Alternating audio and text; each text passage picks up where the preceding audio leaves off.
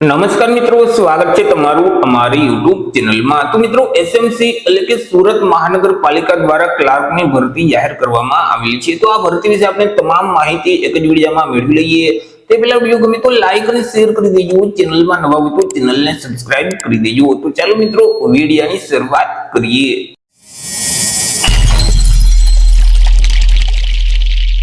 તો મિત્રો, આજે ભરતીનું નોટિફિકેશન છે તે એસએમસી એટલે કે સુરત મહાનગરપાલિકા દ્વારા બહાર પાડવામાં આવેલું છે। સુરત મહાનગરપાલિકામાં જે ક્લાર્કની જગ્યાઓ ખાલી છે, તો આ જગ્યાઓ સીધી ભરતીથી ભરવા માટે લાયકાત ધરાવતા ઉમેદવાર પાસેથી અરજી ફોર્મ મંગાવવામાં આવેલા છે।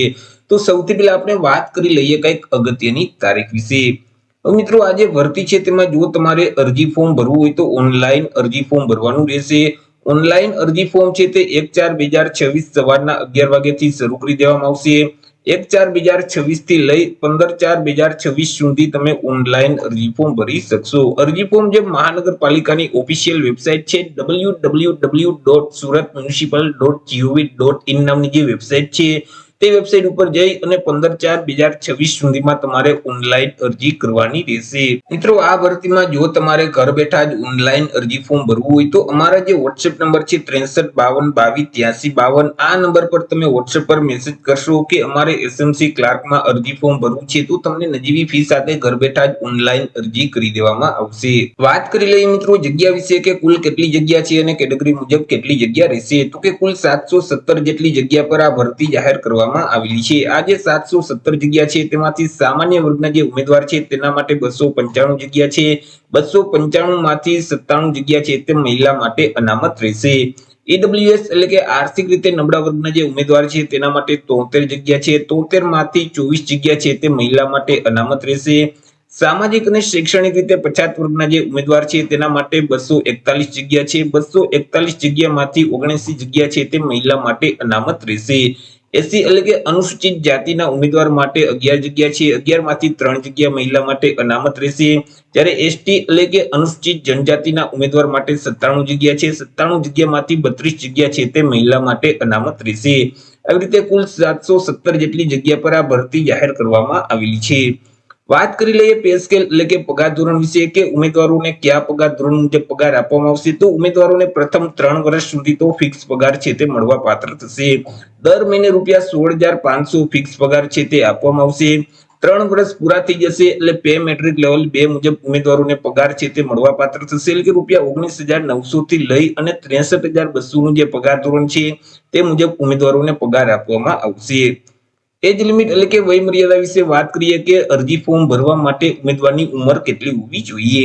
તો કે અહીં જે ઉમેદવારની ઉંમર છે તે ઉમેદવારોએ અરજી ફોર્મ ભરવાની છેલ્લી તારીખ છે 15/4/2026 તે તારીખને ધ્યાનમાં રાખી પોતાની ઉંમરની ગણતરી કરવાની રહેશે। 15/4/2026 ના રોજ ઉમેદવારની ઉંમર છે તે ઓછામાં ઓછી 20 વર્ષ અને વધુમાં વધુ 35 વર્ષની હોવી જોઈએ। પરંતુ અહીં જે અનામત વર્ગના ઉમેદવાર છે તો તેઓને સરકારશ્રીના નિયમ અનુસાર ઉંમરમાં છૂટછાટ આપવામાં આવશે। જેમ કે સામાન્ય વર્ગની જે મહિલા ઉમેદવાર છે તેને 5 વર્ષની છૂટછાટ આપવામાં આવશે। અનામત વર્ગના જે પુરુષ ઉમેદવાર છે તેને પણ 5 વર્ષની છૂટછાટ આપવામાં આવશે। અનામત વર્ગની જે મહિલા ઉમેદવાર છે તેને 10 વર્ષની છૂટછાટ મળવા પાત્ર થશે। શારીરિક રીતે વિકલાંગતા ધરાવતા સામાન્ય વર્ગના જે પુરુષ ઉમેદવાર છે તેને 10 વર્ષની, જ્યારે મિત્રો સામાન્ય વર્ગની મહિલા ઉમેદવાર છે તેને 15 વર્ષની છૂટછાટ આપવામાં આવશે। શારીરિક રીતે દિવ્યાંગતા ધરાવતા અનામત વર્ગના જે પુરુષ ઉમેદવાર છે તેને 15 વર્ષની, જ્યારે અનામત વર્ગની જે મહિલા ઉમેદવાર છે તેને 20 વર્ષની ઉંમરમાં છૂટછાટ આપવામાં આવશે। તે સિવાય બાકી જે તમામ ઉમેદવાર છે તેમની ઉંમર 15/4/2026 ના રોજ ઓછામાં ઓછી 20 વર્ષ અને વધુમાં વધુ 35 વર્ષની હોવી જોઈએ। પરંતુ અહીં કોઈ પણ સંજોગોમાં ઉમેદવારની ઉંમર છે તે 45 વર્ષ કરતા વધવી ન જોઈએ।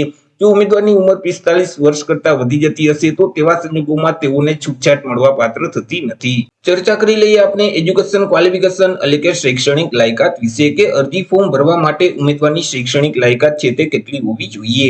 તો કે ઉમેદવારોએ કોઈ પણ સરકાર માન્ય યુનિવર્સિટીમાંથી સ્નાતક એટલે કે બેચલરની ડિગ્રી છે તે પાસ કરેલું જોઈએ। કોઈ પણ વિદ્યા શાખામાંથી ઉમેદવારોએ સ્નાતક છે તે કમ્પ્લીટ કરેલું હોવું જોઈએ। જે ઉમેદવારોએ સ્નાતક પાસ કરેલ છે તે ઉમેદવાર આ ભરતીમાં અરજી કરી શકશે। ઉમેદવાર પાસે બેઝિક કોમ્પ્યુટરનું નોલેજ હોવું જોઈએ। ઉમેદવાર છે તે ગુજરાતી, હિન્દી અને અંગ્રેજી ભાષાના જાણકાર હોવા જોઈએ। ચર્ચા કરી લઈએ અરજી ફી એટલે કે પરીક્ષા ફી વિશે કે કયા ઉમેદવારોએ કેટલી પરીક્ષા ફી ભરવાની રહેશે। તો અહીં તમામ વર્ગના ઉમેદવારોએ પરીક્ષા ફી ભરવાની છે। પરીક્ષા ફી છે તે તમારે ઓનલાઈન જ ભરવાની રહેશે। તમે net banking, credit card, debit card કે યુપીઆઈ ના માધ્યમથી પરીક્ષા ફી ભરી શકશો।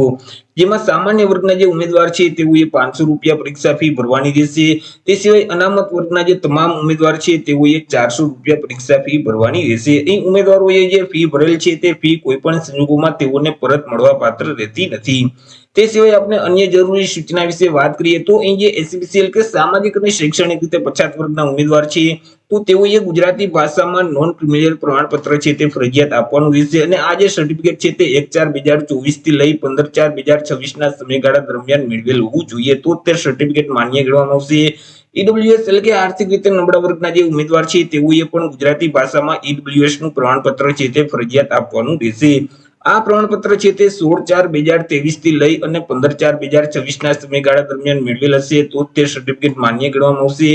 ઉમેદવારોએ ફોર્મ ભરતી વખતે અહીં ફોટો અને સિગ્નેચર છે તે અપલોડ કરવાના રહેશે કે જેમાં ફાઇલનું જે ફોર્મેટ છે તે જેપીજી, જેપીઈજી અથવા તો પીએનજી ફોર્મેટમાં ફાઇલ છે તે અપલોડ કરવાની રહેશે।